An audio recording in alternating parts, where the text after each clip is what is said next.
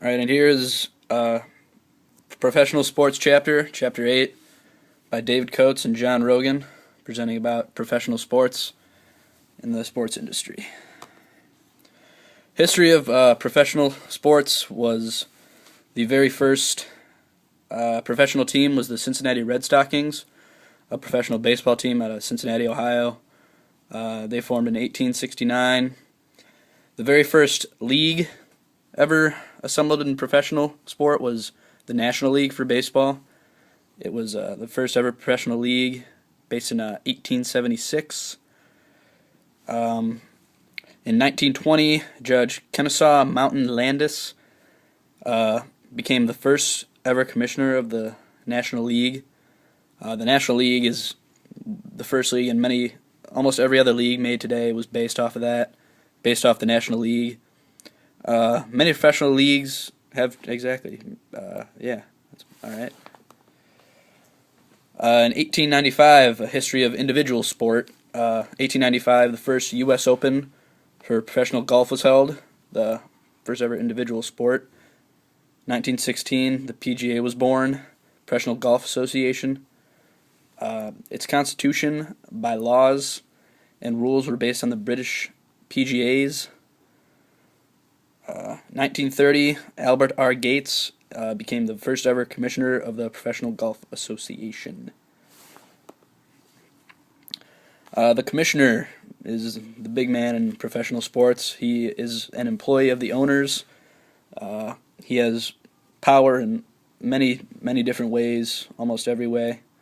He possesses power in approval of player contracts. He oversees every player's contract and sees if it's all right and approves it. Resolution of disputes between players and clubs. If a player has an issue, holdouts, whatever, the commissioner is in charge of doing all that.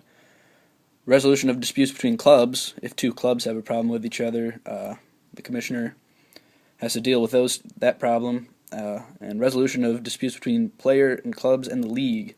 So if a player or club organization has an issue with the league, the commissioner has to resolve that for everyone.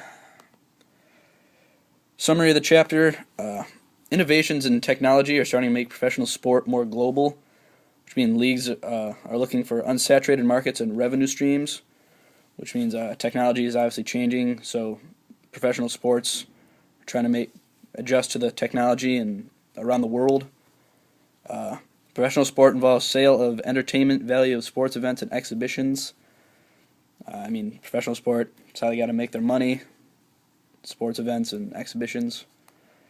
Revenue is generated primarily through media right fees, licensed product sales, gate receipts, and stadium revenues, which basically means it's saying how the league gets its money. It's through media rights, fees, their contracts with the media, what the products they sell to the public, the receipts, and how they get money through vending in their stadium. League's challenges include keeping fans satisfied, labor stability in the leagues, and keeping a fan base. Those are just a few of many challenges that every league faces, but those are the main ones. Each organization has to keep their fans happy, the workload stable, and it's got to the club has to be good enough to keep a fan base, which has been a problem for me, a Cleveland Browns fan, lately, but got to stay strong with them.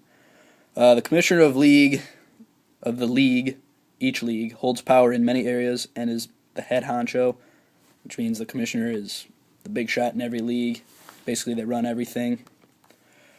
The dominant leagues, which include the NFL, NBA, MLB, NHL, and MLS, face a market challenge in the upstart of new leagues and the rise of women's sport, expansion of minor leagues, and the growth of collegiate sport, which means these sports are getting challenged in the market and making money because women's sports are making an uprise along with minor league sports and collegiate sports.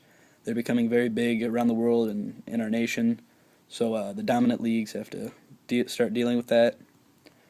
Many job seekers are starting to get attracted to working for a professional team. In professional sport, to get a job with the team, it's a very competitive job. It's very hard to do. It's not easy. You have to work very hard, and it's many job seekers are looking for that because it's a great job to work for a professional sports team, and a lot of people love sports around the world, so it's a great job for everyone to have. Professional sport is constantly changing and addressing challenges, just like everything else in this world. It's changing constantly, so you have to adjust to the change going on. And people who can adapt to change and resolve problems and have a vision will be a success in this field. If you're someone who can adjust the club, or you can adjust everyone around you, and you can adjust yourself to the changes being made every day, day by day, you will have great success. The National League was the first professional sport league and is the basis for many other leagues. Soft-spoken. Cincinnati Red Stockings, first ever professional team in any sport. Baseball team out of Cincinnati, Ohio. Industry format. Salary caps are used in many professional leagues. Salary caps are basically a set amount of money a team can use for players. Salary caps contain player personnel costs and create parity.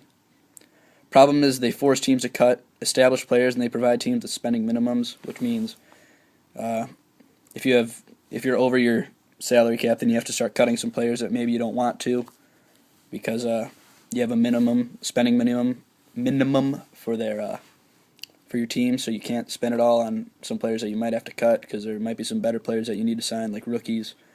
And all major leagues drafts and sign players more recently from other countries. Professional sports starting to go more global, so like baseball teams are starting to scout in Japan, like the MLB. I believe MLB Tokyo is scouting. That's how they get their scouts to scout from China, like Daisuke Matsuzaka and players of that nature. And the NBA China, we're starting to see players from other countries start to come to America to start playing professional sports. Drafting players from other countries is used as a marketing effort. Basically, it helps the market global. MLB has an office in Tokyo to oversee Asian efforts. NBA has NBA China and India. So, there you have it. League revenue is coming from television and radio contracts, league-wide licensing, and sponsorship. That's how the leagues make their money. A lot of sponsorship. That's where the big money comes from. The NBA lockout is an example of something going on right now in professional sports. The NBA versus the NBA Players Association. They're arguing over the terms of the league's new CBA. The NBA Players Association rejected the NBA's latest offer, which made everyone upset because everyone except the Players Association thought it was a good offer. So, it doesn't look like there might be an NBA this year. The NBPA now looks towards decertification. They're taking it to the courts, which is not good for NBA fans or the league. The NBA Players Association will most likely make this an antitrust law issue and let courts decide. It's going to take months if we're lucky, years if we're not, to get our NBA back going, unless they can come up with a deal in the next couple days, week or so. And hopefully, like the last lockout, when there's no basketball on Christmas, the players will be upset and decide just to sign a new contract. Career implications. If you aspire to become an agent like me and my partner John, the material taught us about salary caps, how we have to deal with salary caps and get our players money, revenue, the money they make, legal issues, how we legally have to deal with stuff, and diversity, obviously. And money and legality issues are at the core of an agent's job for both athletes and franchises. And so there you have it. This is our presentation. Thank you.